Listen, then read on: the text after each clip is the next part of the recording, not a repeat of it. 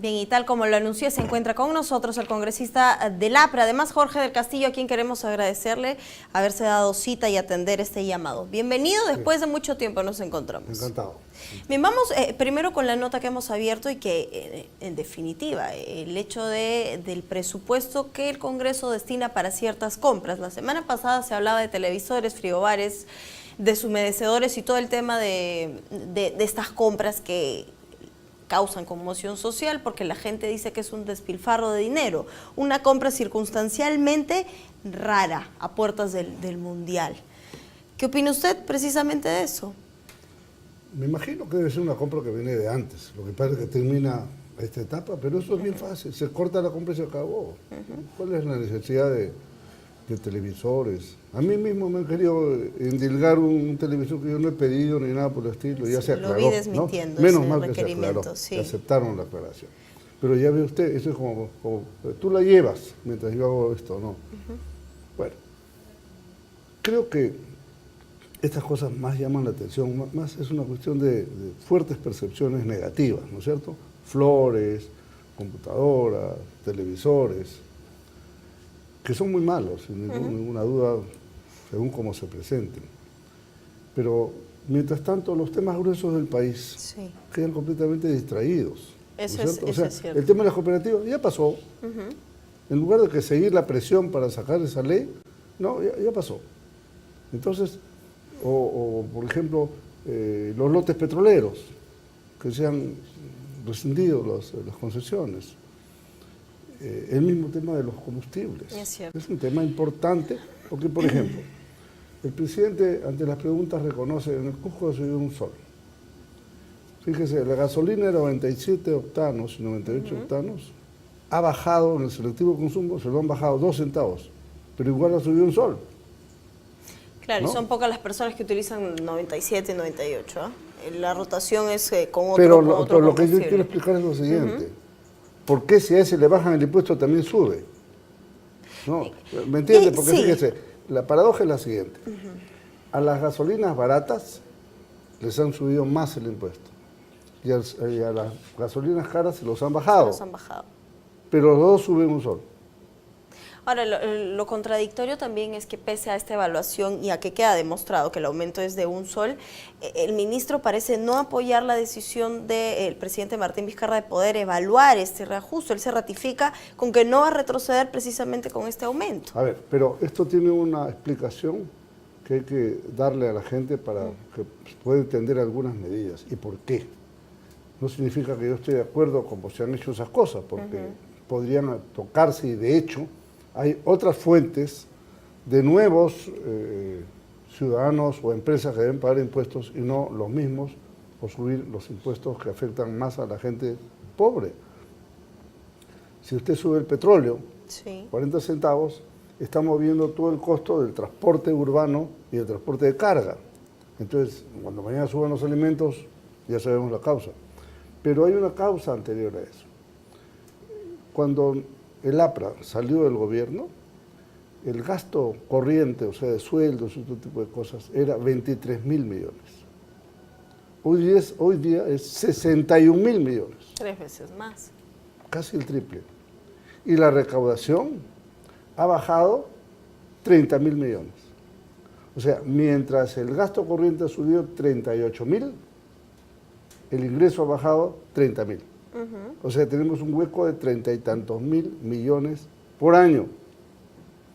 Entonces, cuando el ministro de Economía dicta medidas tales o cuales es porque quiere cubrir ese hueco. Lo que pasa es que, creo yo, se han cometido algunos errores, sin medir las consecuencias hacia la gente. Cuando puede haber otras fuentes para cubrir eso, ¿me entiendes? Que paguen los que no pagan, por ejemplo. Mucho se dice que dependemos del MEF para las principales necesidades del país por el tema del presupuesto y que existen muchos ministerios que existen además burocráticamente, que ni siquiera hacen falta, donde, por ejemplo, el Ministerio del Ambiente no se sabe hasta el momento cuáles son los resultados o el trabajo que viene realizando. Han pasado 2 meses desde que Martín Vizcarra ha asumido esta dirección del gobierno. Estamos a nada de julio. ¿Con qué va a llegar Martín Vizcarra a julio? ¿Con qué mensaje va a llegar?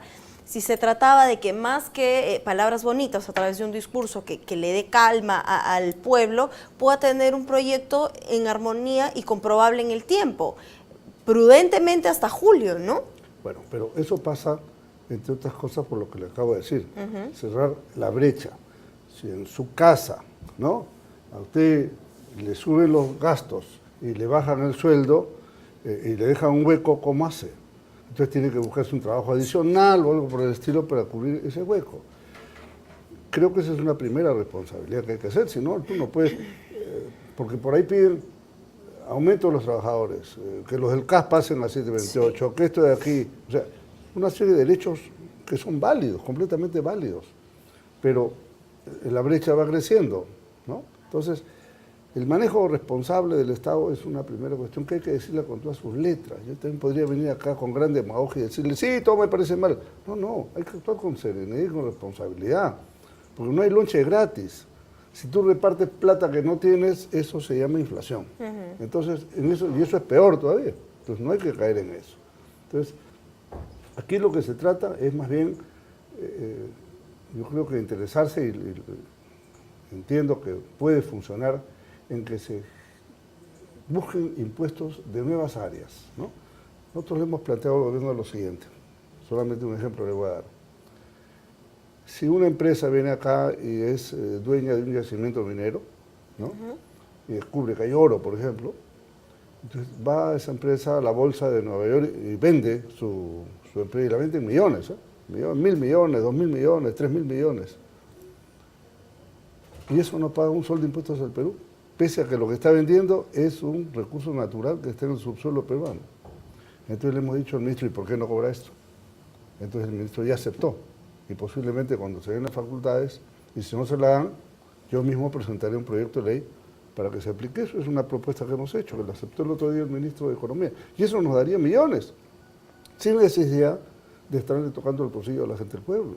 Bueno, ojalá que sea así. A propósito de propuestas que intenten poder rescatar el dinero de manera lícita. Hablo de la propuesta de la congresista letona con el tema de las cooperativas. Mucho se ha cuestionado que sea la SBS quien intervenga precisamente para poder filtrar o realizar todo el trabajo a través de las mismas. ¿Es verdaderamente la SBS la encargada, la competente de poder hacer ese trabajo? ¿Por qué no designárselo a la UFI tal vez? No, pues porque son funciones distintas, son completamente funciones distintas. La Unidad de Inteligencia Financiera detecta transferencias sospechosas, es una cosa, pero una cooperativa de ahorro y crédito, de eso estamos hablando, no de la cooperativa de producción, sino de ahorro y crédito, capta dinero de la gente, ¿no?, y hace préstamos. Y la entidad especializada es la SBS, o sea, la Superintendencia de Bancos y Seguros. Buscarle una alternativa, vamos a crear una cosa nueva, es no hacerlo hasta dentro de 2, 3 o 4 años. Ese es el tema. ¿Y por qué es importante esto? A ver, para que la gente entienda. Hay cooperativas muy buenas. El APRA ha estado siempre vinculado al cooperativismo y lo impulsa. Pero de allí a aceptar que haya cooperativas que hacen lavado de dinero, que financian el terrorismo, que están vinculadas al narcotráfico, hay un abismo. Entonces, por eso es que se quiere poner el control. Nosotros estamos a favor de ese control, mientras más pronto mejor. Y el fujimorismo ha planteado un proyecto para dilatar, y de hecho lo ha dilatado, ¿no? Entonces, ahí podría captarse también recursos. ¿Por qué? Porque al formalizar se evita el lavado de dineros, y al formalizar el flujo del dinero, eso también paga impuestos, por ejemplo. Bueno, ojalá que sí, ¿no? Ojalá que se dé. Sí. La proyección de leyes en este país, congresista, durante los últimos meses viene causando preocupación en la población. Hay proyectos que en definitiva a uno le cuesta creer que tengan la dirección que deberían tener. Vamos a hablar de a pocos de lo que han sido una crónica, los 2 o 3 últimos. La ley Mulder, que además cuestionada por el calificativo de mermeleros del presidente del Congreso, y que además pretende recortar este presupuesto, cerrar la posibilidad, en palabras de Keiko Fujimori, del bombazo que se vivió del autobombo de aquella época, la ley Mulder. Bueno, luego está otro tema que es el terrorismo, y donde más que la propuesta que pretende cortarle la posibilidad a las personas ya condenadas precisamente por terrorismo, es el hecho y la postura que está tomando la izquierda frente a no tener o no encontrar una unanimidad en esta decisión. Hablemos rápidamente primero del proyecto Mulder.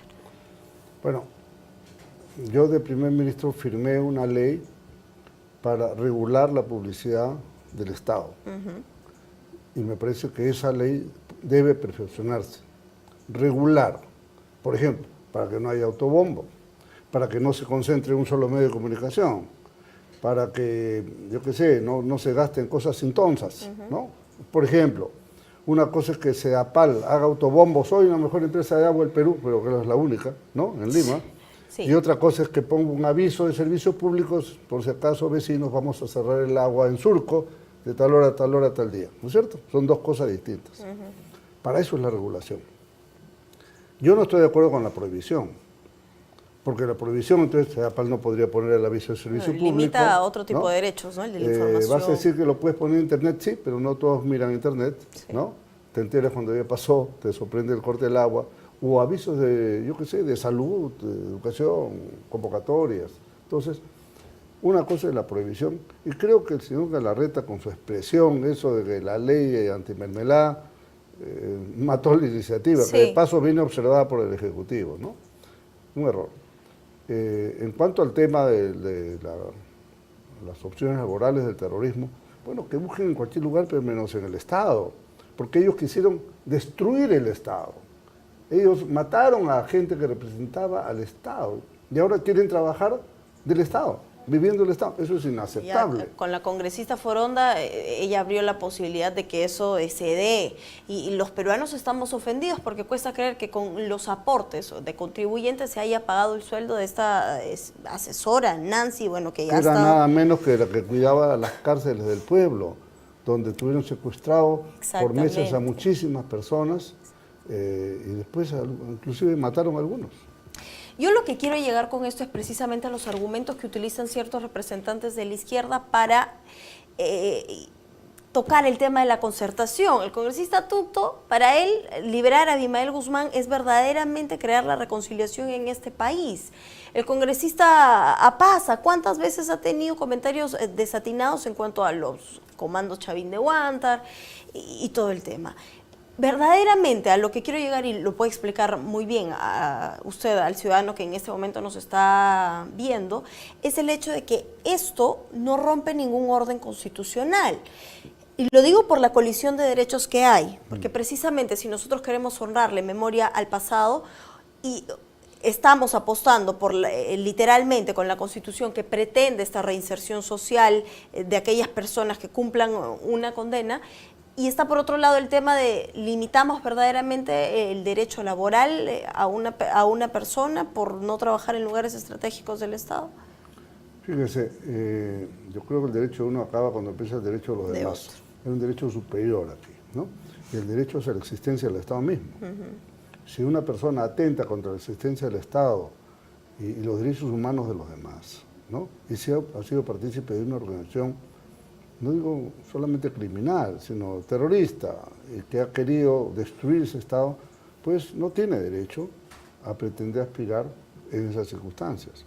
Porque si no, a ver, dentro del Congreso, ¿acaso no es cierto que el MRTA quiso tomar el Congreso? ¿Se acuerda que había los planes de Gloria Berenson y habían los planos, todo? ¿Qué nos garantiza que no están haciendo ese mismo trabajo de inteligencia ahora? ¿No? Para garantiza esta ley la posibilidad de que esto no se dé, porque más allá de cerrarle la posibilidad de poder trabajar, está el lado de verdaderamente encontrar la causa del problema. Han habido muchos excarcelados en este momento, ya no se escuchan novedades, no sabemos, no se les hace seguimiento, entonces ese sería también otro de los problemas, que cómo van a ser tratados. Bueno, esa es la política de inteligencia que se tiene que hacer.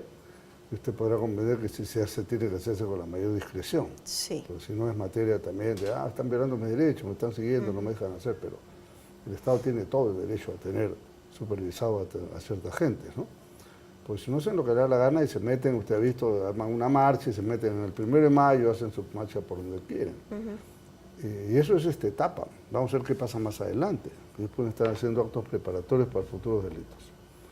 Pero ese es un tema en el cual yo creo que la opinión pública lo rechaza tajantemente y han quedado muy mal estos grupos de Frente Amplio, de izquierda, como le quiera llamar, que no son otra cosa que el mismo comunismo de siempre. Sí. Ese es el tema. Lo que pasa es que se cambian de nombre, van mutando, ¿no es cierto? Entonces mutan y se convierten en ecologistas, en ambientalistas, en defensores de derechos humanos, ¿no? Esta gente que ha violado los derechos humanos y los aceptan como tal. Entonces ya se van cambiando de nombre, entre ellos se dividen y otra vez vuelven a cambiar de nombre, pero su filosofía, su ideología es el comunismo.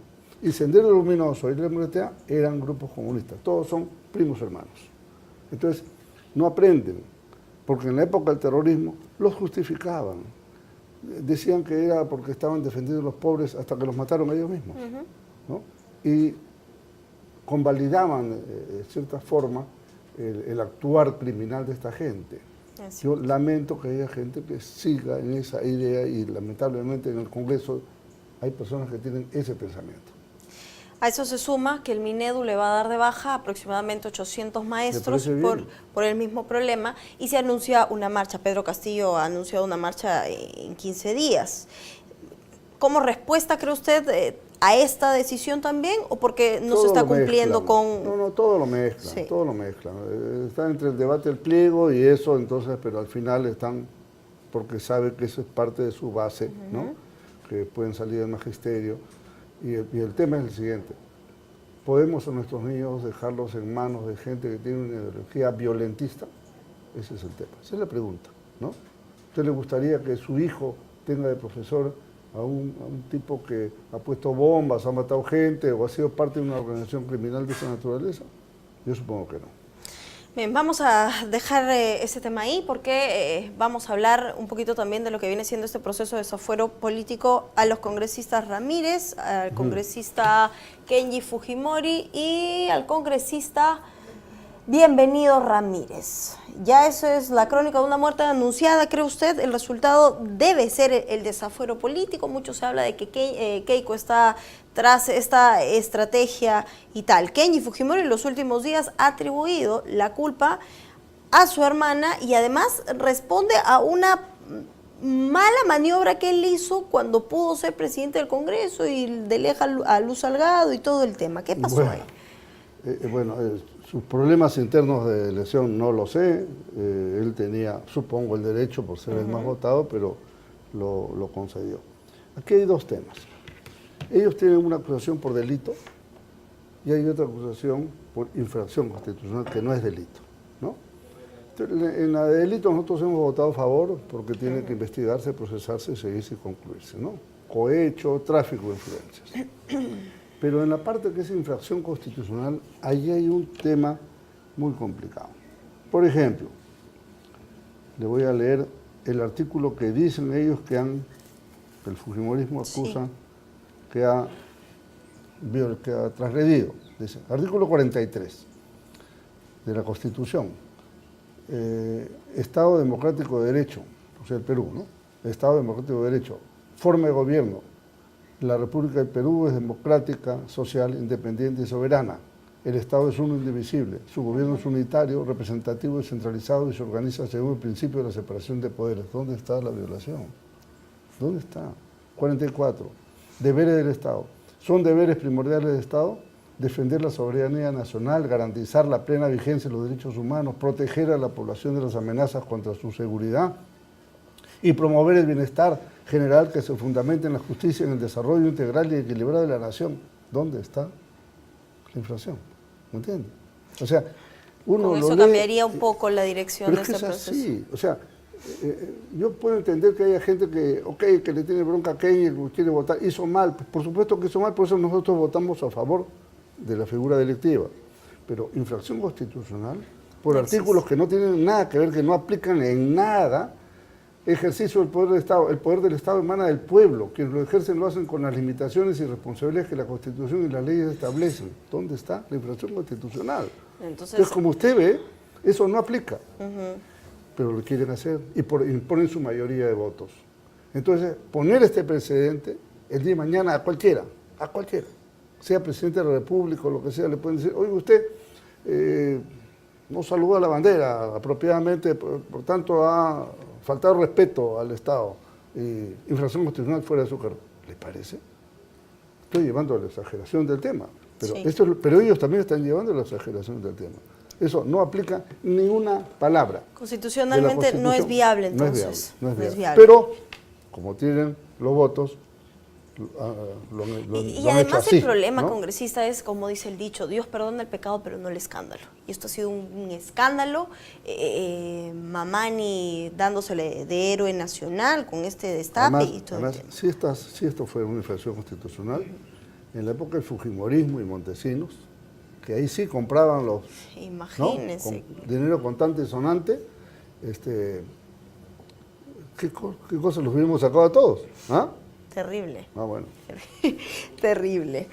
Bien, estaremos atentos a lo que va a pasar finalmente con esta decisión y debo de preguntárselo, 2 meses después de la última crisis profunda que vivimos de gobernabilidad, sí. El ambiente cambia un poco, ya no hay un ambiente tan confrontacional, Fuerza Popular le ha bajado un poquito a las revoluciones, hay mayor aceptación con el presidente Vizcarra. Y antes de que pueda contestarme esto para cerrar el tema de Kenji, era el hecho de que... muchos se cuestionan en este país de que todos no son medidos bajo la misma vara, porque ya la gente dejó de lado al exministro Yufra, al señor Aragón y a la señora Mercedes Arauz. ¿Deberían ellos también estar en la misma línea de investigación? No me parece, porque ellos han sido mencionados, ¿no? Claro, Yufra hablaba algo, pero de ahí a saltar a una cuestión... En todo caso, digamos, es un intento, pero no es lo mismo el intento que la concreción. Vamos a ver. Bien, vamos a ver en qué termina este proceso de investigación. Vizcarra, ¿estaba más amigo de la fuerza mayoritaria del Congreso? Bueno, pero está bien, uno lo puede entender como una cosa estratégica. Total, en el fondo le debe a ellos con sus votos que él hoy día sea presidente. Ese es el hecho concreto, ¿no es cierto? Es que tampoco tiene por qué llevarse mal, ni ellos creo que tampoco tienen voluntad de llevarse mal con él. Se nota que hay cierto nivel de, vamos a ver así, de cooperación, por decirlo de alguna forma, ¿no? Bien, entonces, teniendo, no quiero decir de lado, pero por lo menos un ambiente mucho más abierto al diálogo, las cosas serán más viables y no se sentirá esta suerte obstruccionista de parte de la representación. Bueno, esto contrasta con el comportamiento anterior, ¿no es cierto? O sea, mucha gente acusó de obstruccionismo y ahora cambia un poco el giro y ya no es. Entonces quiere decir que antes sí era, ¿no? Primera cuestión. Y quizás porque le ganó la elección, porque tenía sangre en el ojo, por todas estas cosas que pasan, sí. ¿No? Lo que importa ahora es sacar el Perú adelante. El Perú tiene que estar primero en los intereses partidarios y personales. Entonces, sacar el Perú adelante implica concentrar algunas cosas, ¿no? Por ejemplo, han pedido una delegación de facultades. Entonces, si tenemos claro qué cosa es lo que se quiere, ¿no?, podemos definir. Cuidado con las cartas en blanco, porque si no te repiten otro aumento de impuestos como el que ya han hecho. Entonces, que tener mucho cuidado con eso. Nosotros hemos insistido en que eso no se puede hacer, darle así en blanco, no. Un grupo parlamentario debe acompañar la delegación de facultades justamente para supervisar y evitar de que vaya a pasar cualquier exceso. Porque el aumento de la gasolina o el aumento del impuesto a los vehículos, por ejemplo, se dio por decreto supremo, ¿no? O sea, ahí no le pidieron permiso al gobierno, al Congreso, lo hicieron de frente. Si nosotros le damos una carta libre para que mueva impuestos, también mañana te pueden crear cualquier cosa. ¿Y qué hacemos? ¿Nos quedamos aplaudiendo nomás? ¿No? Lo que no cambia, congresista, es un poco la percepción que tiene el ciudadano de a pie con la representación parlamentaria. En nivel de aprobación, en nivel de aceptación, la imagen está tratando de ser un poco cambiada. ¿Cómo lograrlo? ¿Cómo lograr, no la aceptación de 100%, pero por lo menos que la gente se sienta mucho más a gusto con ustedes? A ver, yo muchos creo- han planteado la medida de decir, bueno, regresemos a la bicameralidad con gente que verdaderamente pueda apostar por una mejor proyección de normas, que tengan plenos que sean más a la altura y que por lo menos estén un poquito mejor preparados. A ver, en el Congreso hay de todo como en botica, ¿no es cierto? Entonces, hay una mayoría parlamentaria responsable de la gestión del Congreso, lo que tiene que aclarar, porque compró flores, porque esto, porque ya. Ese es un tema con el cual no tiene que ver, no tenemos que ver los demás. Yo qué sé si compraron flores o televisores, nada que ver, ni me entero, ¿no? Pero si estamos apostando ¿no? por la austeridad, estas compras Bueno, dejan fastidio, ¿no? pero por supuesto, pero lo que quiero decir es que no tienen que echarle la culpa a los congresistas, que no sabemos del tema. Para eso hay una gestión, una mesa directiva y una administración, ¿no? Ellos son los que tienen que responder por eso. No mezclemos papas con camotes. Primero. Segundo, en el Congreso hay mucha gente seria que está haciendo proyectos valiosos, pero que no son noticias, ¿me entiendes? No son noticias. Me encantaría poder hablar de proyectos de fondo, ¿no? Pero estamos dando vueltas alrededor de las flores y los televisores. ¿Por qué? Porque eso es lo que llama la atención de la prensa en general. Porque hay un gasto, porque hay sumas de dinero que la gente dice, bueno, estamos Bueno, apostando por eso. Sí. Mucho depende también de cómo la prensa ayuda a mostrar las bondades de una institución, ¿no? O sea, hay un tonto que hace una barbaridad, esa es la noticia. Ahora, Tú se tratas un equivocan tema serio también. de fondo, eso no es noticia, a nadie le interesa. Se equivocan con la castración química, hay una condena perpetua porque apostar por un gasto innecesario. Fue un proyecto del escano, pero yo creo que está sometido a segunda votación y posiblemente tenga un revés en la segunda votación, ¿no? Bueno, ojalá que sí, ¿no? Porque en definitiva ese es un proyecto con una mala proyección en el gasto ya, innecesario. Sí, claro, pero hay otras cosas que, insisto, hay proyectos muy buenos que podrían, por ejemplo, nosotros en la célula parlamentaria hemos presentado una ley de regulación de fusiones empresariales. ¿Para qué sirve esto? Para evitar la conformación de monopolios. Porque el monopolio lo primero que hace es subirle el precio de las cosas. Sí, ¿no? estamos en Por una ejemplo, economía ¿no es cierto? libre de mercado. Una cosa. Entonces, para que sea libre, tiene que haber competencia y no monopolios. Hemos presentado un proyecto de ley, por ejemplo, para que el canon comunal le llegue a las comunidades campesinas. Importantísimo, porque son las comunidades campesinas las que terminan oponiéndose a todo proyecto de desarrollo minero porque ellos no reciben nada. Si los hacemos partícipes de esa distribución, entonces, y con eso podemos llevar adelante, tenemos más de 30.000 millones de dólares en proyectos mineros aguantados. Fíjese lo importante, dígame si no es importante eso, Sí. ¿no? Es importante porque además hace... Pero estamos distraídos por los 80.000 sí. soles de las flores. Y ¿no? seguiremos distraídos porque hoy juega Perú y No porque hay el que- Mundial es en no hay- 15 días, bueno, entonces... pero ganemos con el Perú, yo Sí. voy a ir al estadio más tarde, pero lo que quiero decirles es que hay partes muy de fondo, ¿no? Muy serias, que quedan desplazados por las payasadas, pues lamentablemente, ¿no es cierto? Entonces, aquí vale la pena, digamos, ponerle un mayor acento. O sea, está bien, denuncien todo lo que hay que denunciar, pero también hay temas serios que hay que desarrollarlos y tener la oportunidad de explicárselos a la gente. ¿Por qué nuestro proyecto de salud mental, por ejemplo, es valioso? Porque evitaríamos cuántos crímenes Totalmente. y Es atentados momento y de ataques. tener una si es política que hay de una salud mental correcta ya en ves este que, país. dígame si no es importante. Sí. ¿Mm? Eso, instaurar una verdadera política. Estamos haciendo la castración química cuando podría haber un proyecto de salud mental que evite que pasen muchas de esas cosas, por Y ejemplo. que puede incentivar un poco también la vocación de personas precisamente En el Perú no hay especializados ni en la 1000 materia. psiquiatras. Imagínense ¿ya? cómo hacemos La mayoría entonces? concentrados en Lima, Sí. en provincias no están. Entonces, eso, nuestro proyecto también implica promover ese tipo de profesionales, de especialistas. Ojalá que sí, que especialistas. encuentre además el eco necesario, porque muchos también están distraídos en otros temas y apostando por otro tipo de proyectos que no urgen tanto en este país. A propósito de distracciones, en este momento ya nadie habla de los Humala Heredia. luego de esta medida de incautación, con idas y venidas, para muchos arbitraria, para muchos abusiva, hay una suerte o una sensación de que se ha victimizado precisamente a la expareja presidencial, y ahora el panorama cambia también porque la recusación ya fue viable para otros jueces y estamos esperando el pronunciamiento para el juez Concepción Carhuancho. El juez se puede escoger, decía la señora. ¿Recuerda usted? También decía que en la honestidad estaba la diferencia. También decía que difícil es caminar derecho, recuerdo bien. Cuidado con las improvisaciones. A veces cuando, vamos a ver, en el Perú es al revés. Cuando tú quieres que alguien te opere, tú te vas al mejor médico y averiguas quién es el mejor médico. Pero cuando quieres que alguien maneje tu país, la gente, por lo menos así lo revela la encuesta, la mayoría quiere que sea uno nuevo. O sea, no sabes qué ha hecho antes, no sabes qué experiencia tiene, no sabes dónde trabajó, pero su mérito es ser nuevo, no ser conocido. Entonces, Humala no era conocido, pues llegó y mira lo que hizo. A ver, aquí le voy a cambiar un poquito y no solamente, perdón, la plata que han recibido, que son millones de dólares, sino lo que expliqué hace un rato.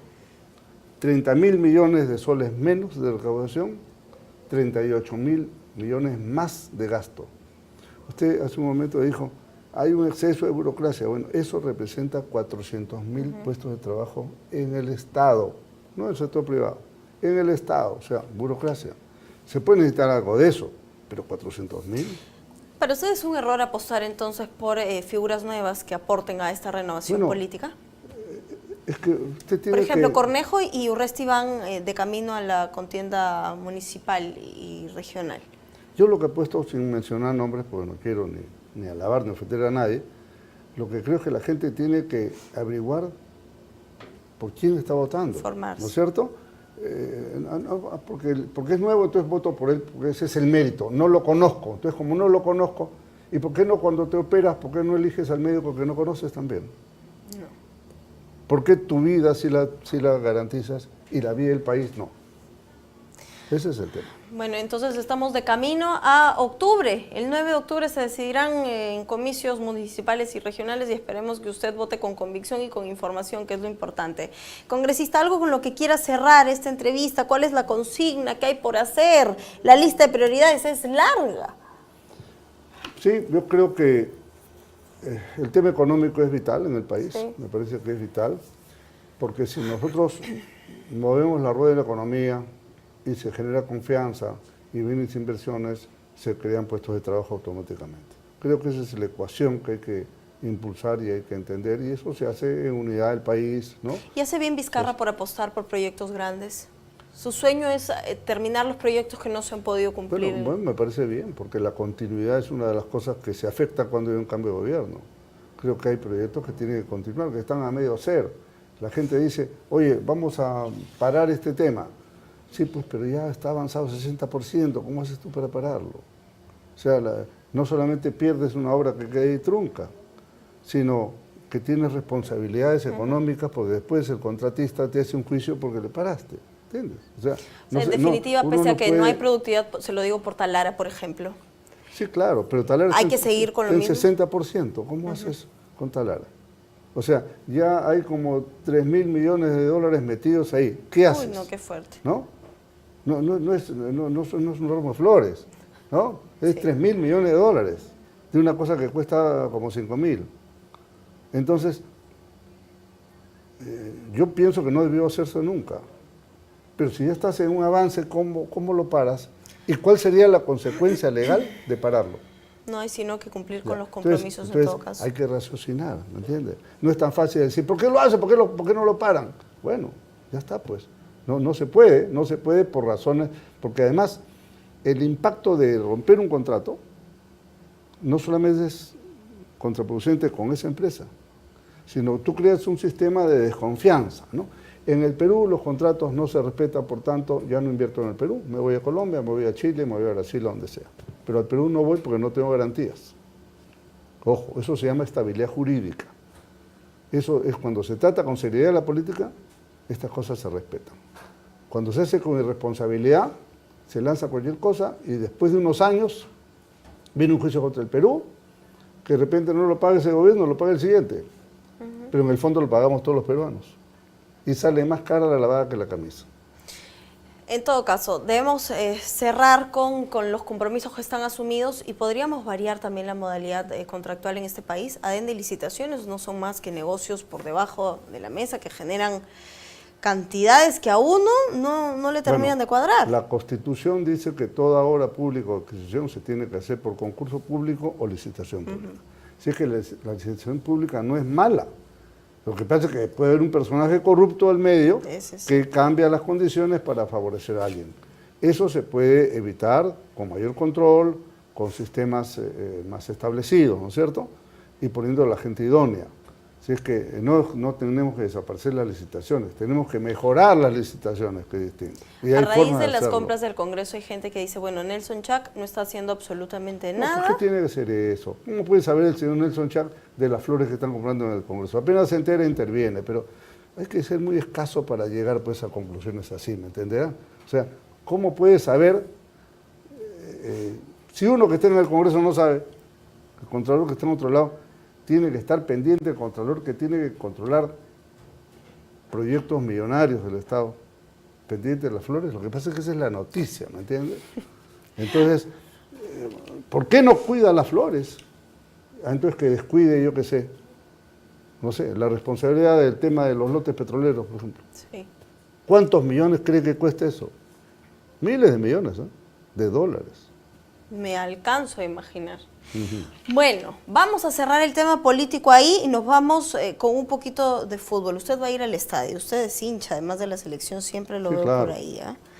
Y hay que hacer un llamado, congresista, precisamente a lo que va a ser hoy ese estadio. Se ha diseñado todo un plan estratégico para que se cumplan con las medidas de seguridad necesarias, para que este evento cumpla con finalmente con la expectativa y que se dé de manera ordenada y evitar accidentes. Qué mejor que usted, por favor, haga un llamado a la gente que va a asistir hoy. Hoy aproximadamente serán 38.000 personas. Sí, el Estadio Nacional se va a llenar, de repente es algo más. Y mucha gente lo va a estar viendo en sus casas o en lugares públicos también, en los cuales hay que tener cuidado. Pero hay que alentar a nuestra selección. Yo creo que el Perú va con una gran opción. Hoy día debe ganar. Perú, Escocia, pues, esto vendrá por la revancha, ¿no es cierto?, de lo que el Perú ganó la vez pasada.